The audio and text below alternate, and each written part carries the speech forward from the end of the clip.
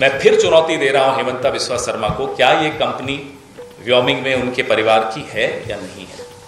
जवाब नहीं आया। वैसे यहां आपकी बातें सारी सुन ली होंगी आपने। व्योमिंग में ये कंपनी उनके परिवार की है या नहीं है, ये मैं फिर पूछ रहा हूं। और हम ये जानना चाहते हैं ये कंपनी खोलने के लिए केवाईसी क्या दिया आपने? ये किसी कारण से पूछ रहा हूं। अब मैं आपको 2 सेल डीड्स, टाइटल डीड्स दिखा रहा हूं। ये दोनों टाइटल डीड्स दुबई में प्रॉपर्टीज हैं।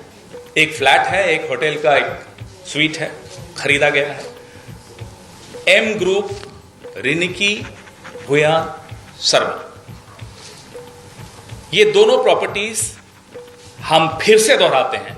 इसकी भी मैं इंतजार कर रहा हूं। 12 बजे मैंने प्रेस कॉन्फ्रेंस की थी। बघेल साहब को भी मैंने दिन में 4 बार आज फोन किया। गौरव भाई को भी मैंने 5-6 बार डिस्टर्ब किया।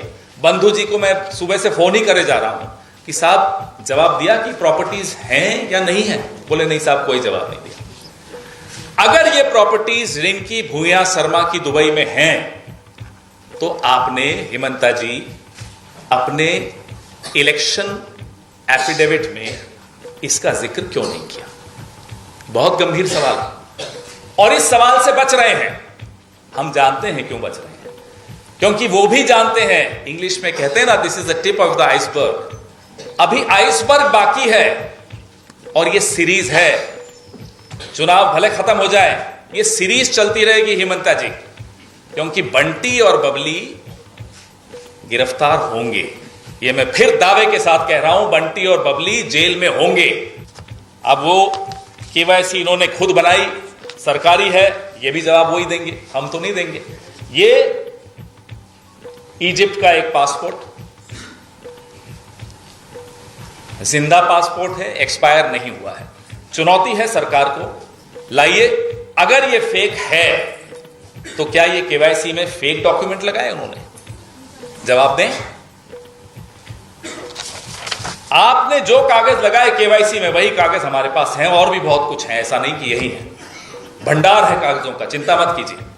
आप करिए ना केस, चुनौती देकर जा रहे हैं, गुवाहाटी में बैठकर चुनौती दे रहे हैं, करिए केस।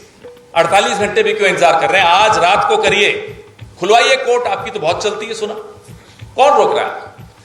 दूसरा, एंटीगुआ एंड बारबुदा, मैंने तो इस देश का नाम 1-2 बार ही सुना था। वहां मैंने सुना है कि पासपोर्ट बनाना बड़ा आसान होता है, जेब भरी हुई होनी चाहिए। ये एक और पासपोर्ट है और ये पासपोर्ट भी जिंदा है। मैं 3 पासपोर्ट किसी कारण से कह रहा हूं। मैं ये मानना चाहता हूं, हम सब ये मानना चाहते हैं कि हिंदुस्तान का भी पासपोर्ट होगा उनके पास। अगर है तो साहब, हिंदुस्तान दोहरी नागरिकता को गैर कानूनी मानता है। Dual citizenship is illegal in India as per law, as per Indian law. तो आप बताइए कि आप इंडियन नेशनल हैं या नहीं है रिंकी जी? अगर हैं तो आपके पास 3 पासपोर्ट हैं, और अगर आप नहीं हैं, बहुत बढ़िया, फिर आपके पास 2 ही पासपोर्ट होंगे।